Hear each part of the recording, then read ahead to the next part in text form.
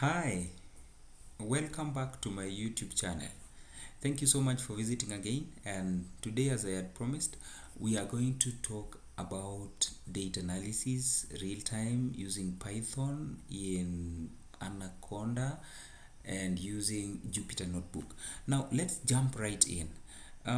The first thing we're going to do, if you haven't checked my previous video on how to download and install Anaconda and launch Jupyter Notebook, please go ahead and check that video. I have a link here, and for that case, if you've done that and you've checked, let's go ahead and open Jupyter Notebook.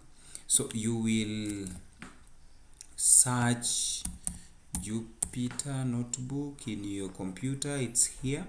Then you click it to load it.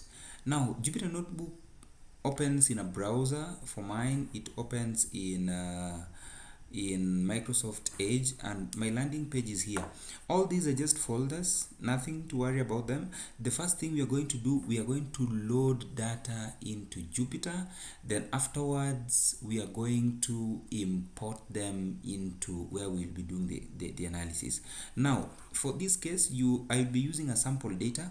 So you will go and click upload, then run to your storage area and choose the file you want to upload. For my case, I want to upload a file by the name my sales sample data. Sorry, it's a comma separated value file type, what we call CSV. If you click open, it asks you if you really want to upload this data, my sales sample data.csv, and for my case, I will upload it. I had uploaded it, but I can also overwrite just for this example. Then my data is uploaded successfully, I mean, into Jupyter Notebook. Now it's here.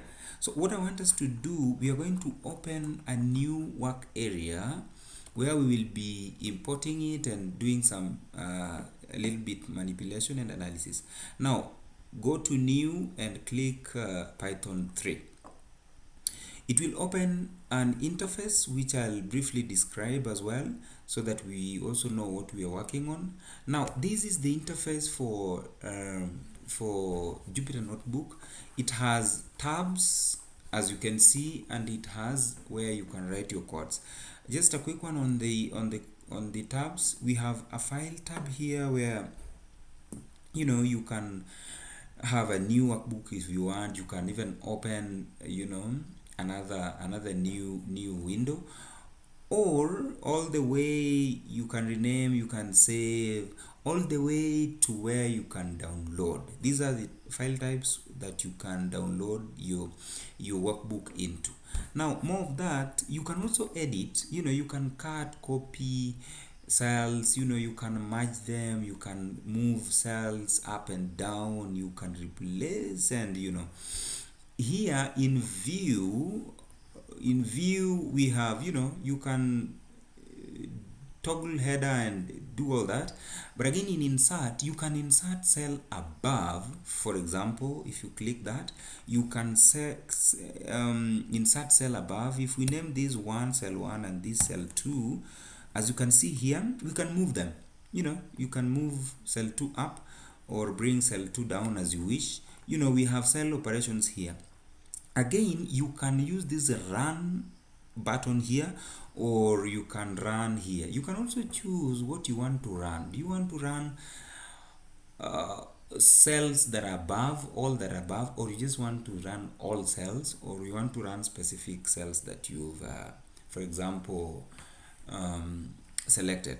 Now much of that, there are a list of commands that can help you here. And if you're on your Windows laptop, for this case, if you're running on a Windows OS, if you hit H, we have Jupyter Notebook keyboard shortcuts here.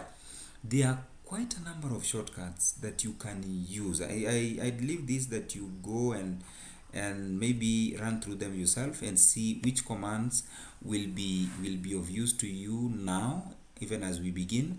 And just a piece of advice. You may not know all these at once, and it really takes practice to be quick and know all this. So as a matter of practice, it's a matter of practice, I mean, and time, and you'll know this so well.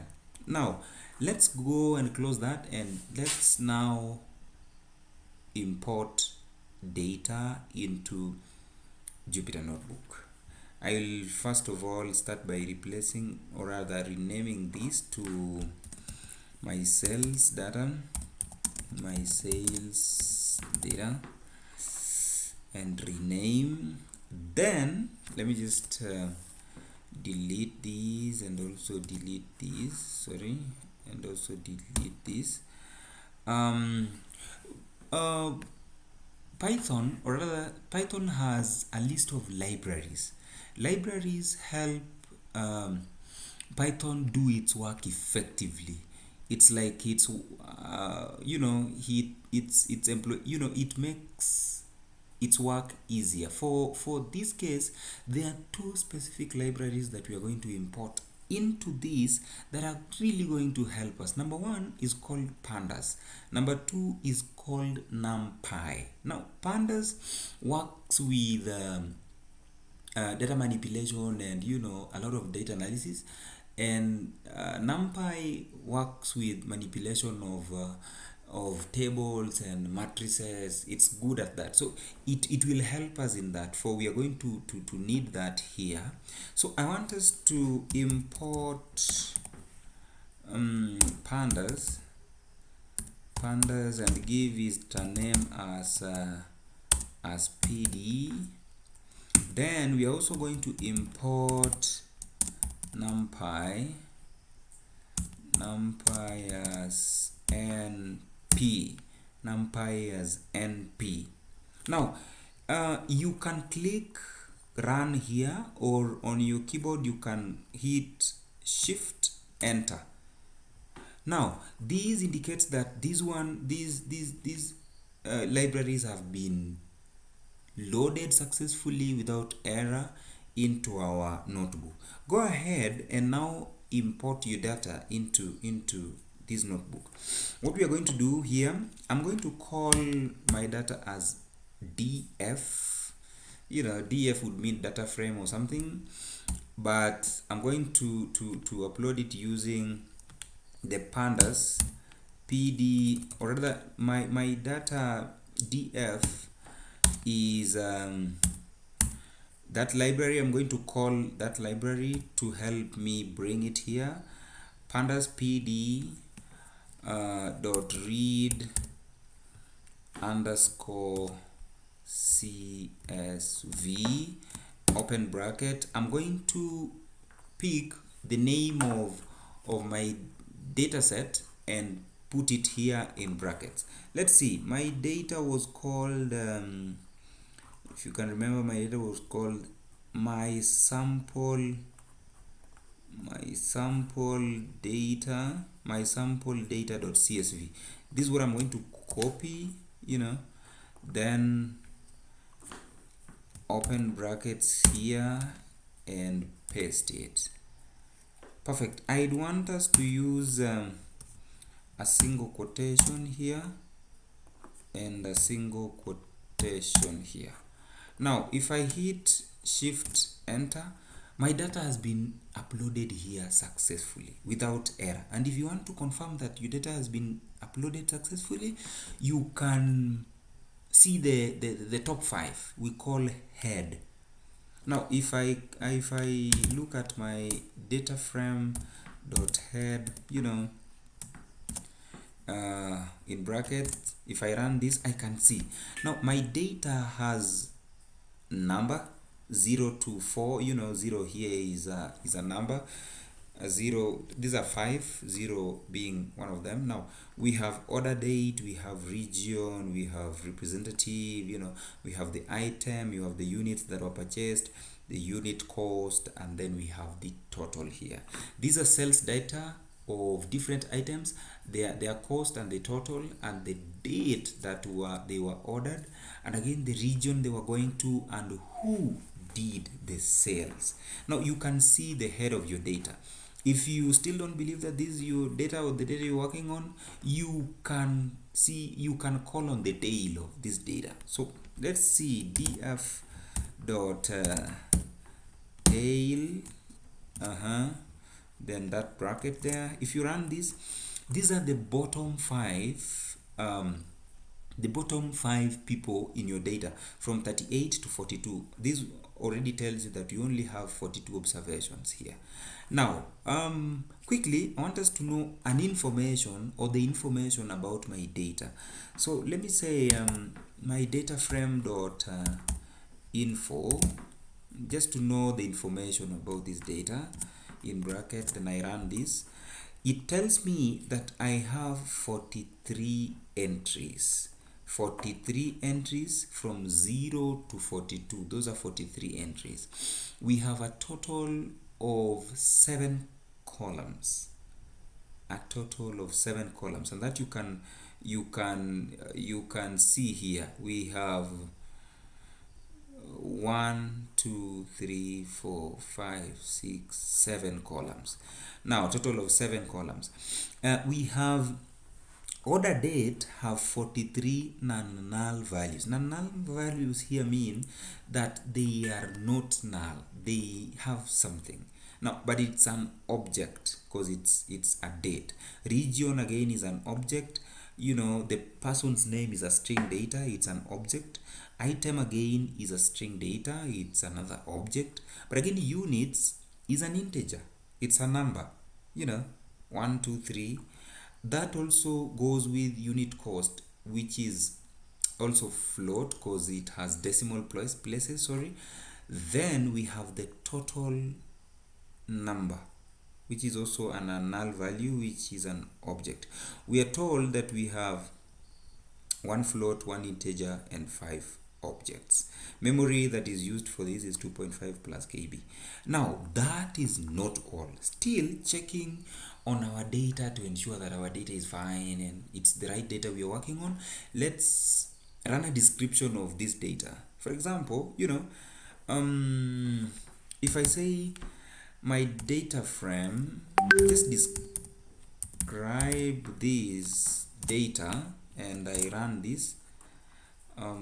Sorry, I missed the describe spelling here. Describe, perfect. This describe function is the 5-unit summary of numbers of observation, or rather indicators, or rather variables that can be that are units, or that are integers specifically. Let's see, units were integers.